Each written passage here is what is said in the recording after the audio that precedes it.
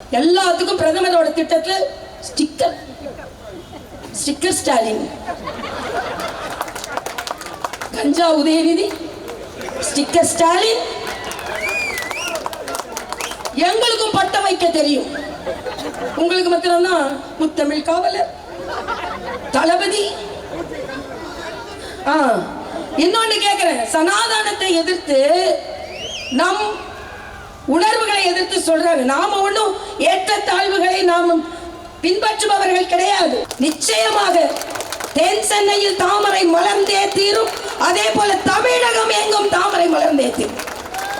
சூரியன் உதிக்கிறதோ இல்லையோ, இலைகள் துளிர்க்கிறதோ இல்லையோ, கைகள் உயர்கிறதோ இல்லையோ, தாமரை மலர்ந்தே தீரும். தமிழகத்திலும் தாமரை மலரும், பாரத தேசம் முழுவதும் தாமரை மலரும், தென் சென்னையிலும் தாமரை மலர்ந்தே தீரும். பாரதிய ஜனதா கட்சி தொண்டர்கள் என்றாலே வல்லவர்கள், நல்லவர்கள் என்று இந்த உலகிற்கு காண்பித்துக் கொண்டிருக்கும் எனது அருமை பாரதிய ஜனதா கட்சி தொண்டர்கள் ஒவ்வொருவருக்கும் எனது தலை தாழ்ந்த வணக்கம். அண்ணன் கருநாகராஜன் சொன்னதை போல ஒரே நாளில் திட்டமிட்டு 6 தொகுதிகளிலும் பல்லாயிரக்கணக்கான வாக்குச்சாவடி முகவர்களை அமர வைக்க முடியும் என்றால் அது பாரதிய ஜனதா கட்சியால் மட்டும்தான் முடியும். திராவிட முன்னேற்ற கழகத்தை சார்ந்தவர்கள் சொல்கிறார்கள் பாரதிய ஜனதா கட்சியில் ஆள் இல்லையா. அதிமுகவை சார்ந்தவர் சொல்கிறார் முகவர்கள் இல்லை. நான் சொல்கிறேன், இங்கே பாருங்கள், பாரதிய ஜனதா கட்சி எங்கே இருக்கிறது எங்கே இருக்கிறது என்று கேளுகிறீர்களே, எங்களது வாக்குச்சாவடி முகவர்கள் மட்டுமே ஆயிரக்கணக்காக இங்கே கூடி இருக்கிறார்கள். இந்த படை போதுமா? இன்னும் படை வேண்டுமா? இந்த படை இன்னும் படை. ஆக அப்படிப்பட்ட ஒரு சூழ்நிலையில் உண்மையிலேயே உங்கள் சகோதரியாக வெற்றிதான் நமக்கு இலக்கு. நான் அடிக்கடி சொல்வதுண்டு, வெறி என்பதை அழுத்தி சொன்னால் வெற்றி. நாளைய தினம் அண்ணன் கருநாகராஜன் சொன்னதை போல நிறைவு 4 நாட்களை எப்படி செலவிடப் போகிறோம்? நாம் சிறப்பாக பிரச்சாரம் செய்து விட்டோம். வாக்குச்சாவடிக்கு சென்று அந்த தாமரையை பதிய வைப்பதில் நமது பங்கு இருக்கிறது. பதிய வைப்பதில் நம் பங்கு இருக்கிறது. கடுமையாக உழைத்துக் கொண்டிருக்கிறோம். உண்மையிலேயே என் தொண்டர்களை பார்த்து நான் பெருமைப்படுகிறேன். ஏனென்றால் உலகிலேயே பாரதிய ஜனதா கட்சி, அதுவும் கூட்டணி கட்சி தொண்டர்களை மதிக்கிறேன். பாரதிய ஜனதா கட்சியின் தொண்டர்களுக்கு இணையாக நான் வேறு எங்கேயும் நான் பார்த்ததில்லை. அந்த அளவிற்கு கமிட்மெண்ட் என்று சொல்லுவோம், ஈடுபாடு. ஏன் ஸ்டாலினுக்கு தூக்கம் வர மாட்டேங்குது? வராது. அது மரியாதைக்குரிய மோடி அவர்களுக்கு தூக்கம் வரலையா? மோடி அவர்களுக்கு தூக்கம் வரலையா? ஸ்டாலினுக்கு தூக்கம் வரலையான்னு எனக்கு தெரியல. ஸ்டாலின் நல்லா தூங்கிட்டு இருப்பாரு. திடீர்னு அவங்க வீட்டுல யாரான்னு போய் எழுப்புனான்னு வச்சுக்கோ, மூடி மூடி மூடி மூடி அப்படிதான் எந்திரிப்பாரு. அவ்வளவு கிளி பிடிச்சு போயிருக்காரு. மரியாதைக்குரிய பாரத பிரதமர் ஏன் தமிழகம் வருகிறார்? எந்த தாக்கத்தையும் ஏற்படுத்தாது என்று ஸ்டாலின் சொல்கிறார். மரியாதைக்குரிய பாரத பிரதமர் மட்டும் தமிழகத்திற்கு வரவில்லை. ஒரு மோடி இங்கே வரவில்லை. இங்கே உட்கார்ந்திருப்பவர் அத்தனை பேரும் மரியாதைக்குரிய மோடி அவர்கள் தான். திராவிட முன்னேற்ற கழகம், அனைத்து இந்திய அண்ணா திராவிட முன்னேற்ற கழகத்திற்கு கிளியை ஏற்படுத்துவதுதான். திராவிட கட்சிகள் இல்லாமல் தேசிய கட்சியான பாரதிய ஜனதா கட்சியால் வெற்றி பெற முடியும் என்பதை இந்த தேர்தல் நிரூபிக்க இருக்கிறது. பள்ளிக்கரணைக்கு சென்றேன். மக்கள் சொன்னார்கள் தண்ணீரில் தத்தளித்துக் கொண்டிருந்தோம் என்று சொன்னார்கள். நான் சொன்னேன், தாமரை மட்டும்தான் தண்ணீர்ல இருக்கும் எங்க கட்சியை பொறுத்த மட்டும். உங்க கட்சியை பொறுத்த மட்டும் கட்டடங்கள் தண்ணீர்ல இருக்கும், ஆளும் தண்ணீர்ல தான் இருப்பார். டாஸ்மாகை மூடுகிறேன் என்று கருப்பு கொடியை ஏந்தி இதே ஸ்டாலின் அவங்க வீட்டு முன்னால் நின்னாரா இல்லையா? என் தலைவன் மோடியை பார்த்து 23 கேள்விகள் கேட்கிறீர்களா ஸ்டாலின்? அதற்கு உங்களுக்கு எந்த அருகதையும் கிடையாது. டாஸ்மாக் கடைகளை மூடுவோம் என்று மூடினீர்களா? முதல் கையெழுத்து நீட்டிற்காக போடுவேன் என்று சொன்னீர்களே, போட்டீர்களா? போட முடியுமா? உச்ச நீதிமன்றத்தின் தீர்ப்பை எதிர்த்து போட்டு விடுவீர்களா? இன்று நான் பள்ளிக்கவனையில் ஒரு அம்மா வந்து சொல்றாங்க, ஒரு சாதாரண அம்மா நீட்டினால் என் குழந்தைக்கு MBBS கிடைத்திருக்கிறது என்று சொல்கிறார்கள். இந்த பெருமை உங்களால் பெற முடியுமா? கையெழுத்து போடுவேன் கேட்டுட்டு இப்போ 6 லட்சம் கையெழுத்து வாங்கி கொண்டு இருக்கிறார்களாம். இதுக்கு ஒரு தூதர் வந்து ஒரு தம்பி, அதாவது அட்ரஸே இல்லாம இருந்திருப்பார். உதயநிதினா யாரு? எங்கேயாவது உங்க கூட்டத்தில் ஒருத்தர் மாதிரி உட்கார்ந்து இருந்தா என் தொண்டர்களுக்கு கூட உழைப்பால் உயர்ந்தவர்கள் என்ற பெயருமே இருக்கும். யாரையாவது அவர் அடையாளம் தெரியுமா? சினிமாவில் நடிக்கலன்னா இன்னாரின் மகன் இன்னாரின் மகள் என்றால் மகள் இல்லை என்றால் அவரை யாருக்கும் தெரியாது. ஆனா அவரு நம்ம மோடியை பார்த்து பேசுறார். இதுதான் என் தொண்டர்களுக்கு என்னிடம் பிடித்தது. அவர்களே தீர்ப்பை சொல்லி விடுகிறார்கள். ஆக ஸ்டாலினுக்கே மரியாதை இல்லை போது உதயநிதிக்கு என்ன மரியாதை? கஞ்சா உதயநிதி. அதாவது அவங்க பெரியப்பாக்கு அஞ்சா நெஞ்சன் ஒரு பேர் வச்சிருந்தாங்க, இவருக்கு கஞ்சா நெஞ்சன் வேணா பேர் வச்சுக்கலாம். யாரை பார்த்து பேசுகிறீர்கள்? கஞ்சா கடத்துபவனை கட்சியில் வைத்துக் கொண்டு, போதை ஆசாமிகளும் கூட வைத்துக் கொண்டு நல்ல பாதை நடக்கும் எங்களை பார்த்து கேள்வி கேட்கிறீர்களா? வெள்ளத்துக்கு வரல பிரதமர் சொல்றீங்க. மரியாதைக்குரிய நிர்மலா சீதாராமனை அனுப்பினார், மரியாதைக்குரிய ராஜ்நாத் சிங்கை அனுப்பினார். பக்கத்தில் இருக்கும் இலங்கை, என் தமிழ் சொந்தங்கள் சுட்டு வீழ்த்தப்பட்டிருந்தார்கள். இலங்கை தெருக்கள் மூலம் தமிழ் ரத்தம். ஸ்டாலின் போய் பார்த்தீர்களா? மன்மோகன் சிங்கை அனுப்பினீர்களா? கூட்டணி ஆட்சியில் இருந்து என் தமிழர்களுக்காக வெளியே வருவேன் என்று சொன்னீர்களா? ஸ்டாலின் சொன்னீர்களா? தமிழர்களை பற்றி பேசுவதற்கு ஒரு துளி கூட உரிமை இல்லாதது திராவிட முன்னேற்ற கழகம். ஸ்டாலின், கேள்வி கேட்கிறேன். பிரதமரை நீங்கள் கேள்வி கேட்க நான் கேட்கிறேன். இலங்கையில் என் தமிழ் சொந்தங்கள் சுட்டுக் கொல்லப்பட்ட போது எங்கே இருந்தீர்கள்? இலங்கை முழுவதும் ரத்தத்தாறு ஓடிக்கொண்டிருக்கும் பொழுது கூட்டணி சுகத்தை அனுபவித்துக் கொண்டிருந்த உங்களுக்கு எங்களை பார்த்து கேள்வி கேட்பதற்கு துளி கூட அருகதை இல்லை. ஸ்டாலின், துளி கூட அருகதை இல்லை. யாரை பார்த்து கேள்வி கேட்கிறீர்கள்? எந்த தலைவனை பார்த்து? ஒரு பிரதமர் இலங்கைக்கே போகவில்லை என்றிருந்த பிரதமர் அங்கே போய் தமிழர்களுக்கு வீடு கட்டி கொடுத்து, பால் காய்த்து, சகோதரனை போல சீனி போட்டு பாலை உண்டு வந்த என் தலைவனை பார்த்து கேள்வி கேட்கிறீர்களா? மோடி அவர்கள் ஏன் தமிழகத்திற்கு வருகிறார் என்று கேட்கிறார். எந்த தாக்கத்தையும் ஏற்படுத்தாது என்று சொல்கிறார். தாக்கத்தை ஏற்படுத்தல வாயை மூடிட்டு இருக்க வேண்டியதான்.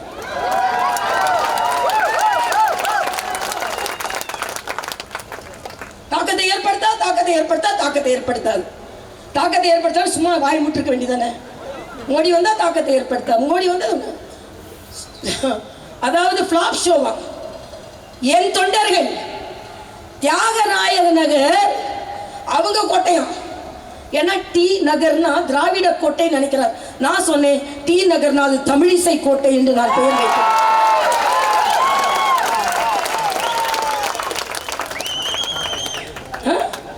அவ்வளவு கூட்டம் வந்தாங்க. பிளாப் ஷோவா. பிளாப் ஷோல ஸ்டாலின் அவர்களே உங்கள் முகத்தில் அறைந்த ஸ்லாப் ஷோ. அது ஸ்லாப் ஷோ. ஏன் பேசுறீங்க? தமிழ்நாட்டில் ரோட் ஷோலாம் ஒன்றும் பெருசா வரல. ஏன் பேசுறீங்க? அதை பற்றி தாக்கம் இல்லை என்றால் ஏன் பேசுகிறீர்கள்? ஸ்டாலின், பயம் வந்து விட்டது, கிளி வந்து விட்டது. நான் சொல்கிறேன், இன்று தமிழகத்தில் இத்தனை தொண்டர்களின் வியர்வை சிந்திக் கொண்டிருக்கிறோம். இந்த தொண்டர்களின் வியர்வையும் வேலையும் வீண் போகாது. ஸ்டாலின், பாஜக உள்ள வந்துடும் சொல்றீங்களா?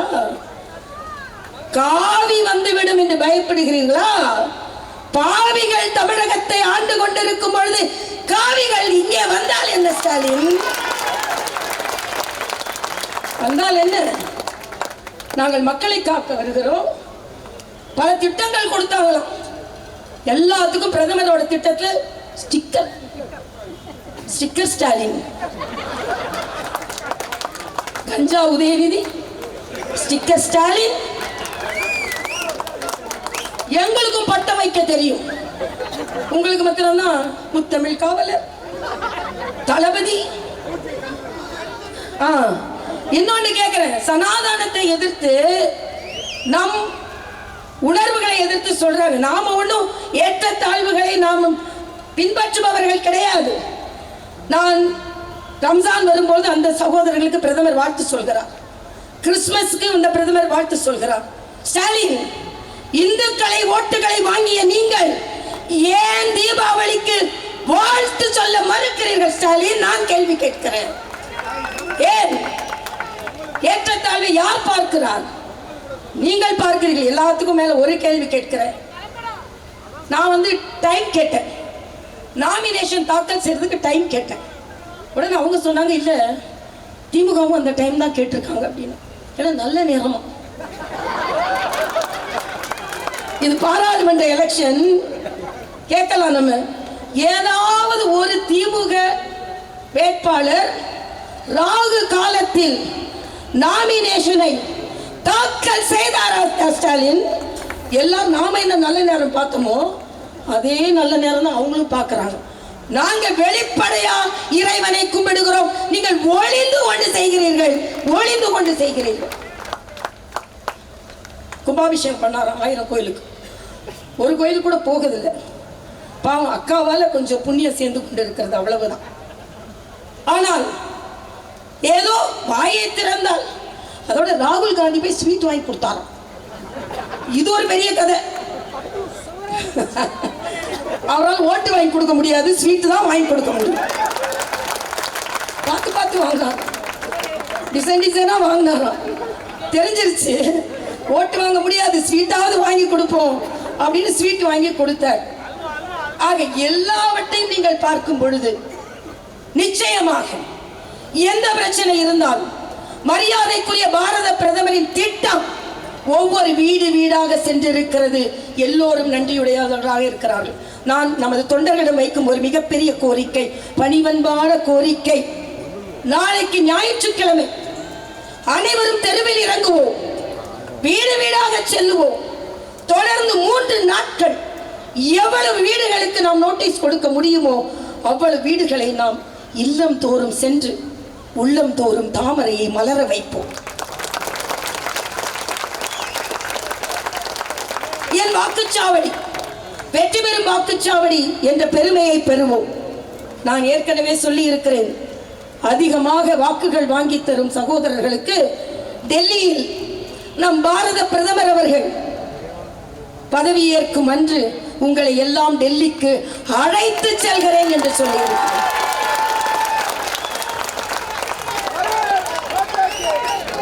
எல்லோரும் பெருமையாக சென்று அமர்வோம். எப்படி அமர்வோம் என்றால், தென் சென்னை பாராளுமன்ற உறுப்பினராக என்னை ஆக்கி என்னோடு நீங்கள் வருகிறீர்கள். தென் சென்னை பாராளுமன்றத்தை மோடி அவர்களிடம் சமர்ப்பிப்பதற்கு நாம் எல்லாம் சேர்ந்து வரும்.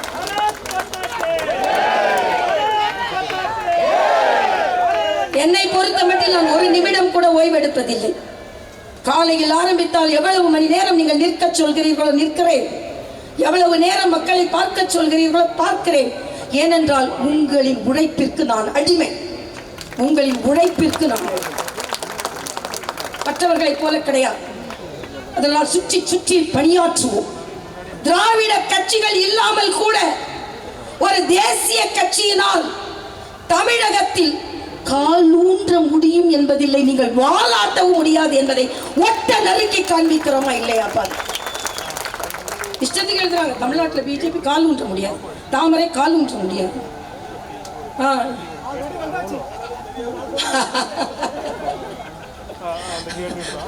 அதெல்லாம் நம்ம சொல்ல வேண்டாம். என்கிட்ட கூட ஒருத்தவங்க கேட்டாங்க, இந்த எதிர் வேட்பாளருக்கு காலில் அடிபட்டிருக்கு, அதை பற்றி நீங்கள் தான் சொல்கிறீங்களா? நான் சொல்ல, தனிப்பட்ட முறை நான் எதுவும் சொல்ல மாட்டேன்.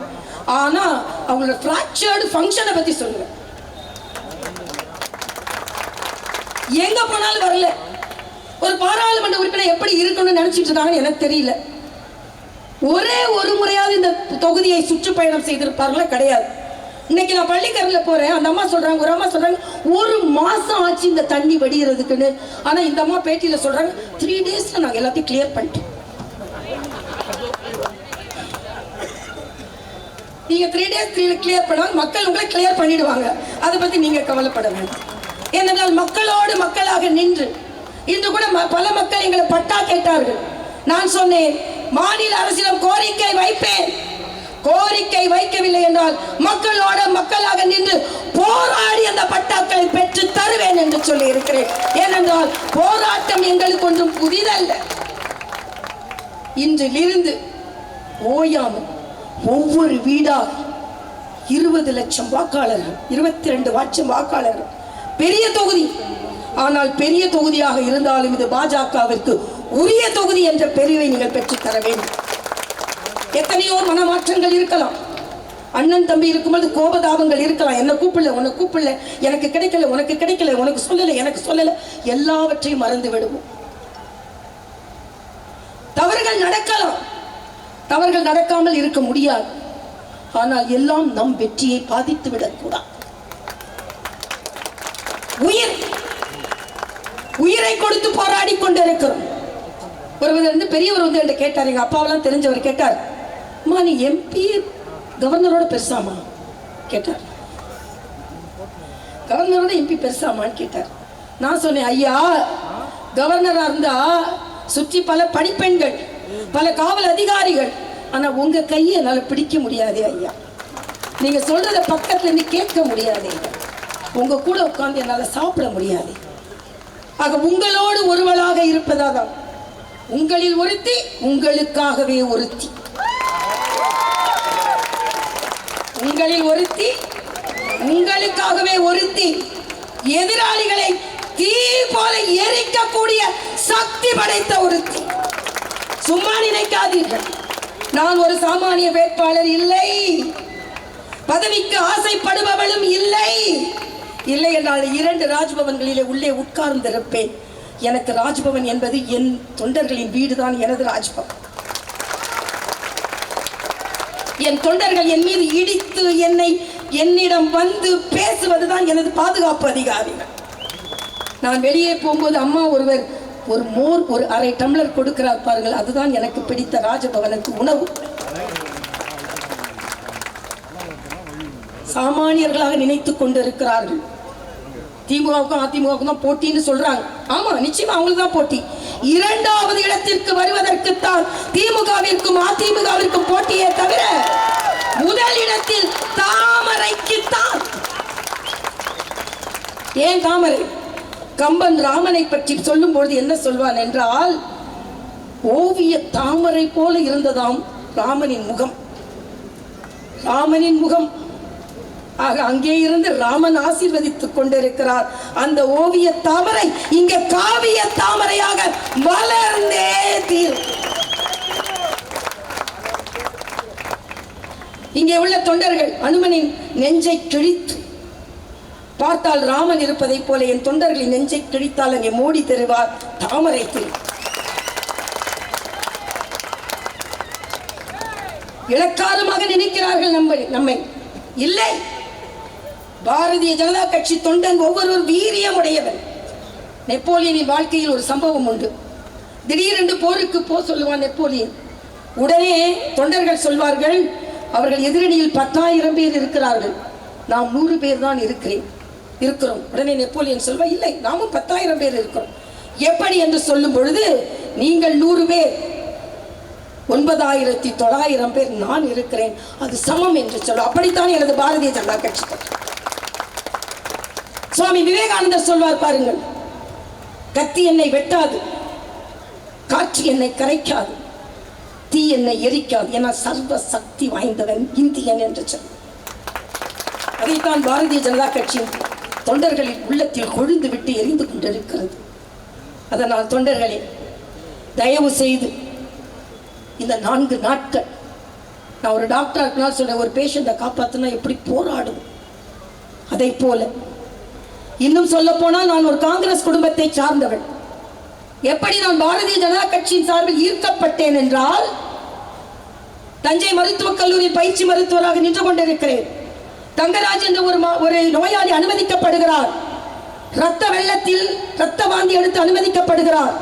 30 ஆண்டுகளுக்கு முன்னால் சிஸ்டர் சொல்றாங்க, நோ டாக்டர், பிளட் எல்லாம் கிடைக்காது, விட்டுருவோம். எனக்கு அப்படி விட மனதில்லை. ரத்தத்திற்காக மேலும் கீழும் அலைகிறேன்.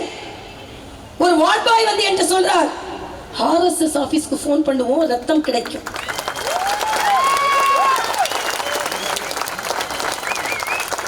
அப்ப செல்போன் கிடையாது, தொலைபேசியில் தொடர்பு கொள்கிறேன், ட்ரங்க் கால் போடுகிறேன். சரியாக 10-11 மணி இருக்கும். நம்பவே மாட்டீர்கள், நடு இரவு அதிகாலை 2 மணிக்கு 10 பேர் வந்து ரத்தம் கொடுக்க வந்திருக்கிறார்கள் என்று சொன்ன போதுதான் இந்த இயக்கங்களின் மீது எனது பார்வைப்பட்டது. இன்று வரை நான் சரியாக 1999 ஆண்டு செப்டம்பர் 17ஆம் தேதி நம் பிரதமர் மோடியின் பிறந்த நாள் என்று எனக்கு தெரியாது. ஆனால் 25 ஆண்டுகளுக்கு முன் அன்றுதான் நான் எனது அட்டையை வாங்கி இருக்கிறேன். என்னிடம் இருக்கிறது அந்த அட்டை. KN லட்சுமணன் கையெழுத்திட்டு இருக்கிறார். இந்த 2024 செப்டம்பர் 17 வந்ததென்றால் உங்கள் சகோதரி பாரதிய ஜனதா கட்சியில் இணைந்து 25 ஆண்டுகள் முழுமை அடைகிறது. அதற்கு நீங்கள் எவ்வளவோ தோல்விகள். என் வாழ்க்கை சுமூகமாக இருந்தது இல்லை. என் தந்தையின் தோளில் நான் ஏறி பயணம் செய்ய விரும்பவில்லை. நானே எனது பாதையை அமைத்துக் கொண்டேன். அமைத்த பாதை நல்ல பாதை. என் பாரதிய ஜனதா கட்சியின் இயக்கத்தை நான் மதிக்கிறேன். எல்லோரும் என்னிடம் கேட்கிறார்கள், ஏன் இப்பொழுது கவர்னர் பதவி விட்டு வந்தீர்கள்? 2 காரணங்கள். ஒன்று, சாதாரண காரியகர்த்தாவாக இணைந்த என்னை மாநில தலைவராக உயர்த்தி கவர்னராக உயர்த்தியது என் கட்சி. அந்த கட்சி போர்க்களத்தில், தேர்தல் களத்தில் இருக்கும் பொழுது நான் அதில் பங்கெடுத்துக் கொள்ள வேண்டும். இன்னொன்று, எனக்கு மக்கள் மீது இருக்கும் தனியாத ஆசை, ஆர்வம். தேர்தல் அறிக்கை நாளையும் நாளை மறுதினமும் வெளியிட இருக்கிறேன். எல்லா மக்களுக்காகத்தான். நான் ஏற்கனவே சொன்னேன், சாதாரண அரசியல்வாதி மாதிரி என்னை எடுத்துக்கொள்ள கூடாது. மக்கள் பதவிக்காகத்தான் என்றால் நான் ராஜ்பவனத்திலேயே இருந்திருப்பேன். மக்களுக்கான முன்னுதாரணமாக பாராளுமன்ற உறுப்பினராக இருக்க ஆசைப்படுகிறேன். மக்களின் பணிதான் எனது ஆரம்ப காலத்திலிருந்து இன்று வரை இருந்திருக்கிறது. அதனால் மக்களிடம் அன்றாடி கேட்டுக்கொள்கிறேன். இத்தனை முறை திராவிட முன்னேற்ற கழகத்திற்கு வாய்ப்பு கொடுத்து விட்டீர்கள். இடையிடையே அனைத்து இந்திய அண்ணா திராவிட முன்னேற்ற கழகத்திற்கு வாய்ப்பு கொடுத்து விட்டீர்கள். எனக்கு அரசியலுக்கு வந்துதான் பெற வேண்டும் என்று எதுவுமே இல்லை. உங்கள் அன்பை தவிர, உங்கள் பாசத்தை தவிர. நான் படித்த படிப்பும் பிறந்த பிறப்பும் என்னை எவ்வளவோ உயர்த்தி வைத்திருக்கிறது. எதுவும் எனக்கு எதிர்பார்ப்பு கிடையாது. ஆனால் அதையெல்லாம் விட்டுவிட்டு இந்த தெருக்களில் அலைந்து உங்கள் அன்பிற்காக ஏங்கிக் கொண்டிருக்கிறேன். வாக்குகள் எனக்காக நான் கேட்கவில்லை, உங்களுக்காக கேட்கிறேன். உங்களுக்கு ஒரு பாராளுமன்ற உறுப்பினர் கூப்பிட்ட குரலுக்கு ஓடோடி வரும் பாராளுமன்ற இருக்க ஆசைப்படுகிறேன். என் பாரத பிரதமர் மோடி எப்படி 24 மணி நேரம் உழைக்கிறாரோ அதே போல உங்களுக்கு உழைக்க ஆசைப்படுகிறேன். அந்த ஆசையை நிறைவேற்றி தர வேண்டும் என்று பணிவன்புடன் கேட்டுக்கொள்கிறேன். தென் சென்னை பாராளுமன்ற மக்களை, இதுவரை எனக்கு சுயநலத்திற்கு நான் எதையுமே கேட்டதில்லை. கடவுள் நான் கேட்கும்படி எனக்கு எதையுமே வைத்ததும் இல்லை. எல்லாம் எனக்கு கிடைத்திருக்கிறது. ஆனால் மக்கள் பிரதிநிதியாக வேண்டும் என்ற வேட்கை. பரிகசிக்கிறார்கள், கிண்டல் பண்ணுகிறார்கள். நீ ஒரு கவுன்சிலர் ஆக முடியுமா என்று கேட்கிறார்கள். கவுன்சிலர் இல்ல, எம்பியாக ஆக்கி அந்த எம்பி பதவியை மரியாதைக்குரிய மோடி அவர்களிடம் சென்று சமர்ப்பிக்க வேண்டும் என்று ஆசைப்படுகிறார். ஏனென்றால் கட்சி உடனே 2 கவர்னர்களை மாற்றி உடனே அதற்கு மாற்றி ஏற்பாடு செய்து எனக்காக, உங்களுக்காக அதை செய்திருக்கிறார்கள். உங்களுக்காக நான் வெற்றி பெற்றே ஆக வேண்டும். எனக்கு மருந்து வேற சிந்தனையே கிடையாது. வெற்றி வெற்றி வெற்றி என்ற வெறி என்னிடம் இருக்கிறது. ஏனென்றால் எனக்காக இல்லை, மக்களுக்காக. தொலைபேசி எண் கொடுத்திருக்கிறேன். எத்தனை மணி நேரம் வேண்டுமானாலும் என்னை கூப்பிடுங்கள். சில பேர் நான் டாக்டரா இருக்கும்போது என்கிட்ட கேட்பாங்க, சாரி டாக்டர் டிஸ்டர்ப் பண்ண. we are all born to be disturbed. நாங்கள் தொல்லை கொடுக்கப்படுவதற்காகவே பிறந்தவர்கள். தொல்லை என்று நான் நினைக்கவே மாட்டேன். அதில் மகிழ்ச்சியின் எல்லையை தான் நான் காண்பேன்.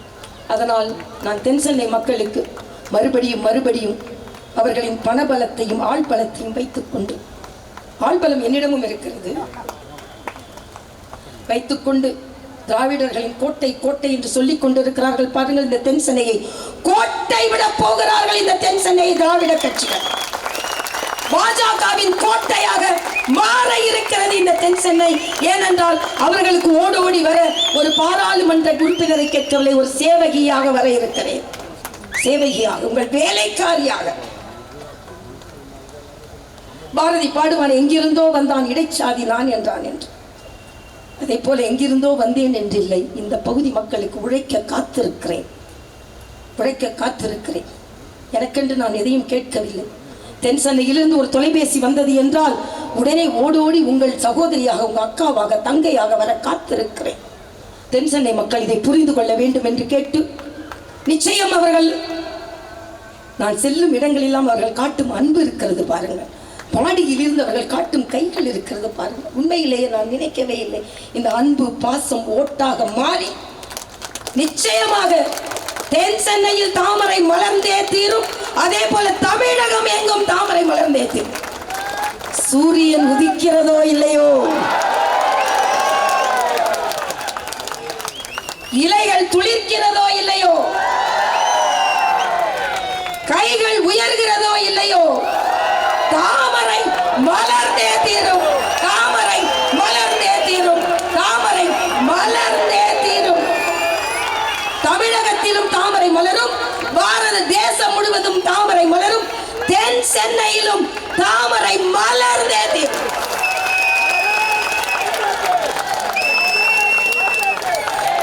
நீங்கள் சிந்தும் ஒவ்வொரு துளி வேர்வையும் வெற்றியாக நமக்கு திரும்பி வரும். உங்கள் சகோதரியாக வருங்கால பாராளுமன்ற உறுப்பினராக விடைபெறுகிறேன்.